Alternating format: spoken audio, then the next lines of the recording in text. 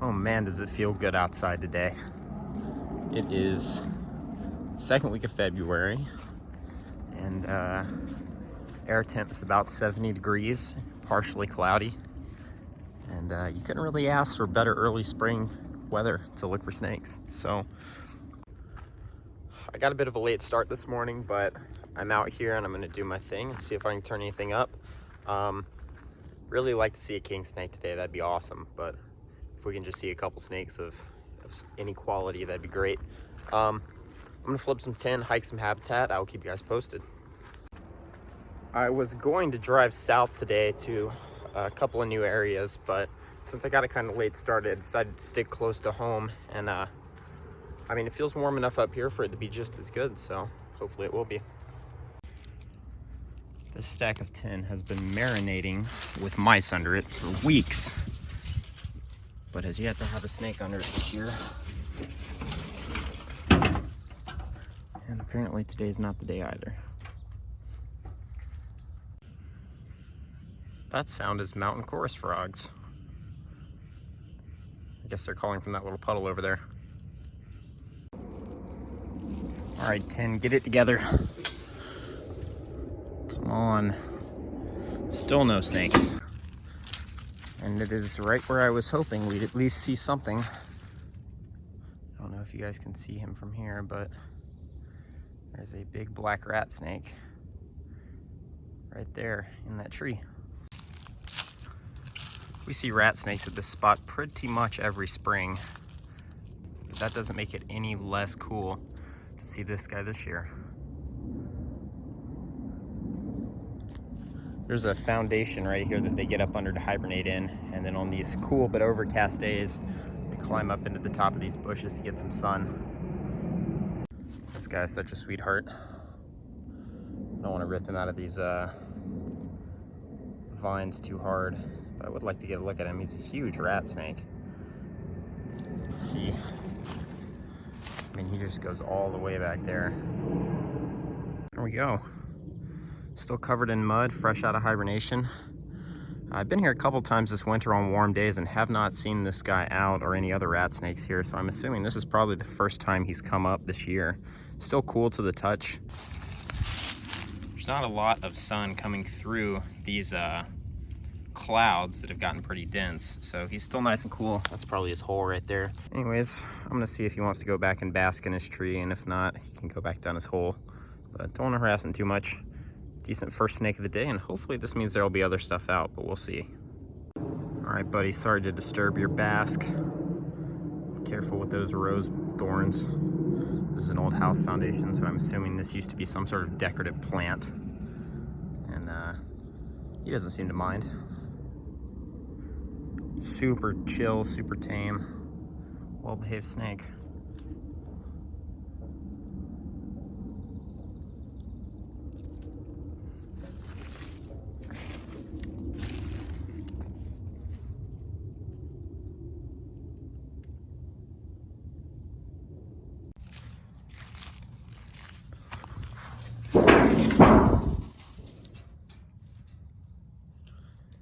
There's a ringneck in shed. Second snake of the day. This piece of tin has had a ringneck under it every time I flipped it for the past month, so you could probably assume this is the same one. Actually looks a little healthier though, so I don't know. Well, things did not go quite as well as I had hoped they would today, so I'm probably gonna flip a couple more pieces and head out. Just doesn't seem like stuff really came up today like I was hoping it would, unfortunately. But the weather for the rest of the week isn't terrible, so I might try to get out one more time to put something with this video. Hey everybody, it is currently Wednesday, I believe, of the second week of February, and I'm currently making my way to a couple of vernal pools, hoping to see some amphibian action and maybe even some reptiles if we're lucky. It is very warm tonight, mid-60s. The high today was around 70, but it never stopped raining, so I couldn't get out and look for snakes, unfortunately. But I'm hoping that this warm, wet weather will have the amphibians going crazy, and it seems like I'm right. As you can hear, if if I stop talking. There's a lot of frog calls coming from the vernal pools I'm heading towards. So, my camera will stay focused. I am almost to the vernals, so I will check in with you guys when I get there, and hopefully we'll be able to see some awesome herps tonight. So it seems like the peepers are a little more active. There was one calling right here, but I think I might have spooked him. But still a lot of chorus frogs, and still a lot of toads, as you guys can see. There's a couple of them floating around in this pond as well.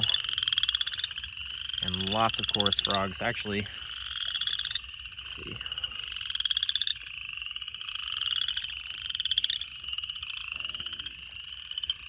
What's up, dudes?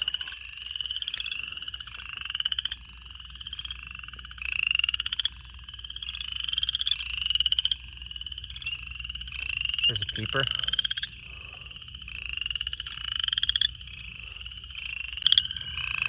So these little chorus frogs can be a pain to track down while they're calling, because they like to get down in the grass like that. There's another one.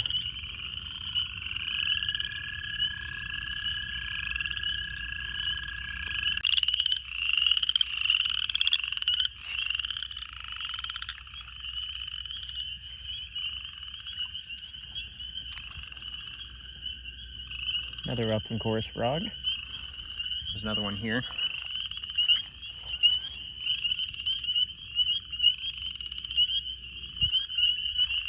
Oh, look at all these toad eggs. Holy crap.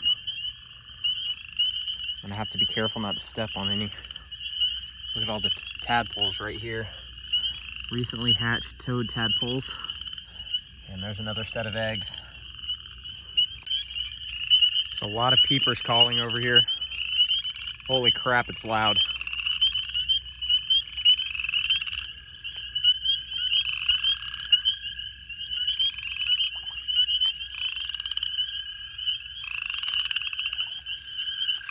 All right, hopefully there's going to be some spotted salamanders up here. There's a newt. That's a big newt. Look at that thing. Huge eastern newt tadpole. All right, spotteds. Where are they at? There's another newt right there. Look at that thing. Huge fat newt swimming around. Some spotted eggs, chorus frogs, and amplexus right there. There's that newt again. There's some spotted salamander eggs. Look at that. I can't really tell, but those actually look like they might be peepers. There's actually another pair over here somewhere. Where'd they go? I lost them. Anyways, check these eggs out. That is so beautiful. Alien looking.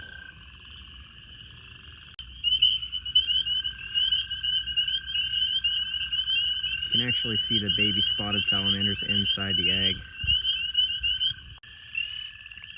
These two trying to drown each other.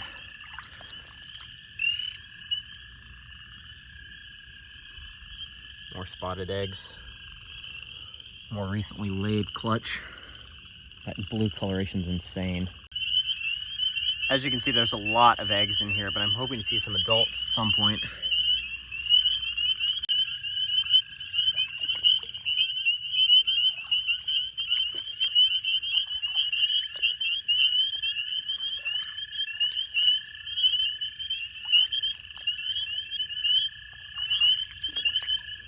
So much algae in here.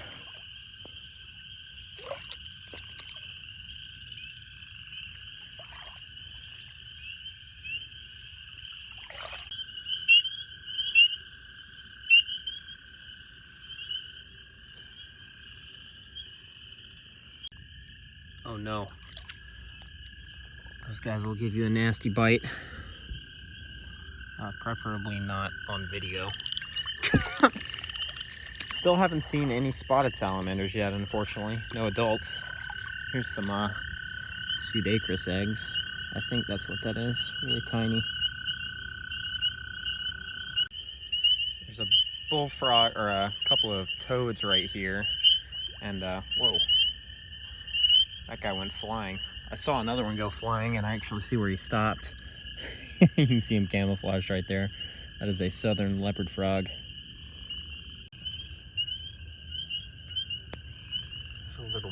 eastern newt.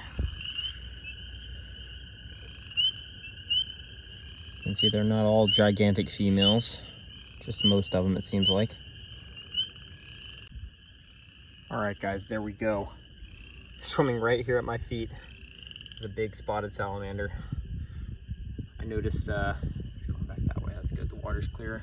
There's a bunch of eggs right there, and I think he was hanging out with those, maybe trying to find a female. So I didn't see that second one at first, but there are actually two right here. There's one right there, one out there. It's so crazy to be able to see these things in this clear water like this. They look so out of place.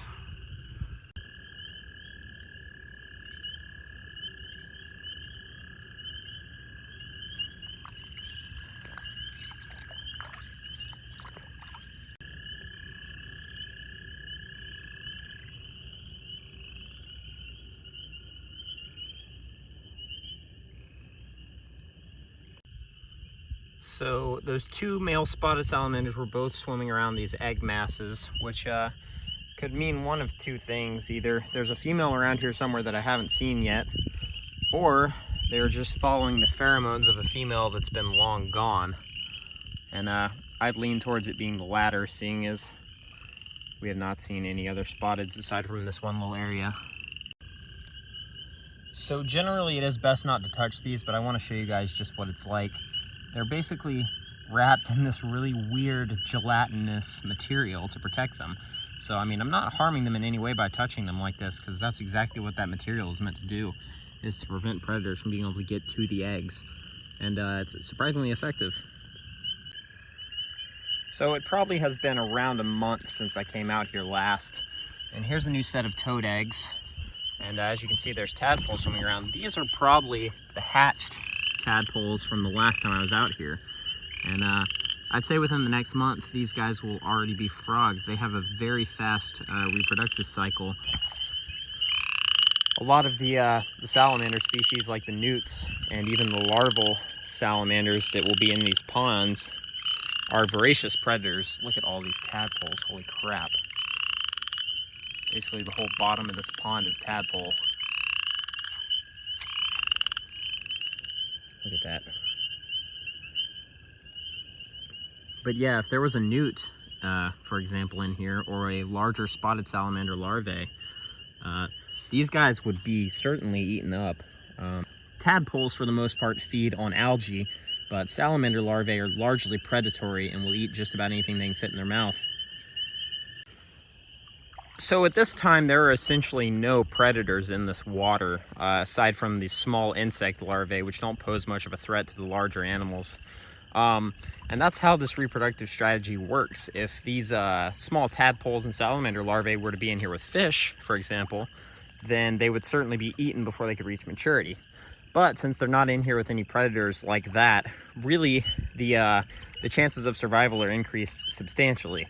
The reason that these wetlands like this maintain such a strong population of amphibians and no fish, there's a newt, is because they dry up in the summertime. So amphibians, which only spend part of their life cycle in the water, are able to take advantage of that to the fullest.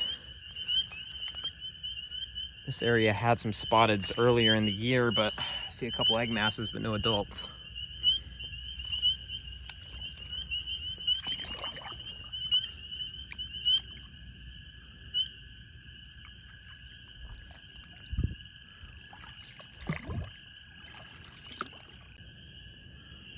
Here's another pair of spring peepers and amplexus on the bottom. She's probably getting ready to lay her eggs as we speak.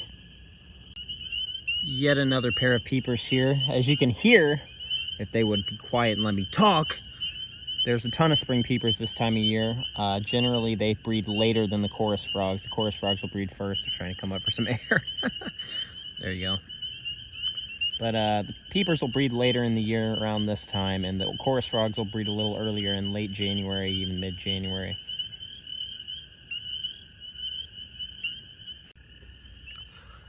Here's a third pair of peepers in this one little area. No chorus frog pairs tonight yet. There's a couple of lone males chorusing, but I think for the most part, like the spotted salamanders, the chorus frogs have already done the majority of their breeding.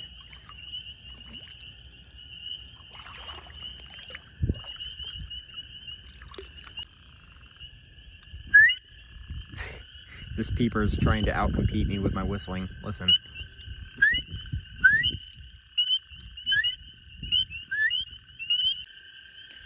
The toads are, seems like they're starting to wind down their chorusing too. There's a bunch of them right here. So, there's a toad here. That right there is a leopard frog egg mass. You can tell because it's not a string. Toads lay their eggs in strings. Another toad here. With some old toad eggs. You can see these guys are pretty much in a string, in a helix almost. But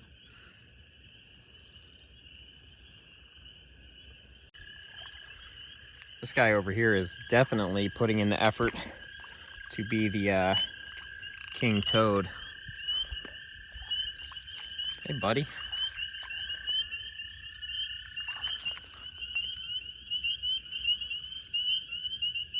Way up out of the water. So last time I came out here in this pond, I ran into one of the few predators of any size that you would expect to see in this type of water, a common snapping turtle. And I figured I'd poke my nose over here and see if I see him again, or a different one. Actually, I already see something that I did not see last time, which is spotted salamander eggs. I kind of assumed that he was running the pond in a way that the spotteds were kind of staying out of it, but apparently it did not dissuade them too much from breeding in here. Actually, there's some really nice egg masses in here. Look at that one.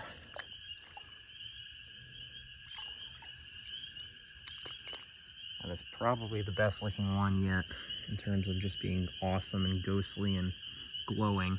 I mean, quite literally glowing. So I take my light off of it. You can see it still holds its own. It reflects light super well.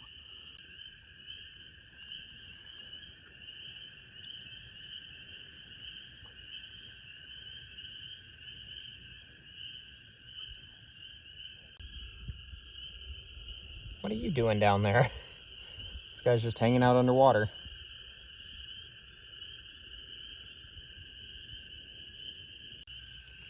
Here's an interesting assortment. We've got one toad here. Let's see, a pair of chorus frogs there underneath the muck. Another toad. That actually looks like a Fowler's toad. But, and there's a pair of spring peepers right here. Some peeper eggs. Another pair of spring peepers.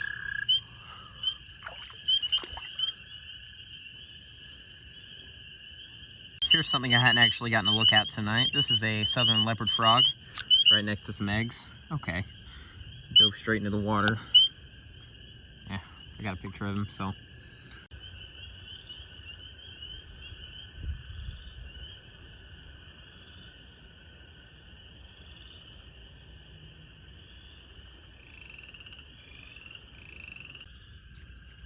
right, guys, I'm getting back towards the car. I'm gonna hit a couple more little pools, but definitely starting to seem like the early spring breeders are winding down, and the next wave of species is starting to pick up. Spring peepers are in amplexus. Here's actually a pair of chorus frogs in amplexus. But the overall environment of these vernal pools has shifted a little bit to the next wave of species for the most part. I think at least I've seen a few Fowler's toads tonight. I don't know if any have been calling yet. Those guys generally breed way after the American toads into the early summer months. All right, guys, I think that is going to be it for the night. Oh, he's hiding from me. Almost stepped on him. But I want to get a look at these guys real quick. It's been a pretty eventful night. Everything is still going pretty hard in numbers. Only 2 spotted salamanders, though, which is kind of disappointing. Plenty of eggs, which is probably evidence that they're mostly done breeding. Anyways, thank you guys for watching, and I'll see you guys in the next video. This guy's just calling from his little floating bark island. Keep doing you, brother. Whoa, whoa.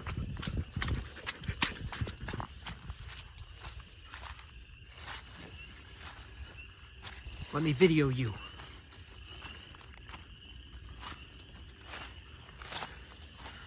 He doesn't want any part of this.